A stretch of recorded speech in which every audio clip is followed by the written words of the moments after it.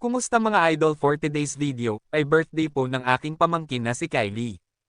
Pumunta po kami magkakamag-anak at nagsalo-salo sa kunting handa, masaya mga idol dahil bihira kami magkita-kita, dahil na rin sa may mga kanya-kanya kaming mga trabaho. Ayan mga idol, di pa tapos ang kanilang bahay, kaya naglagay muna ng trapal. First birthday nga pala ng aking pamangkin mga idol, masaya kaming lahat mga idol, at nabusog po kaming lahat, at pagkatapos ng kainan ay nagkantahan kami at may kunting tagay. Maraming salamat sa inyong walang sawang suporta mga idol, God bless all.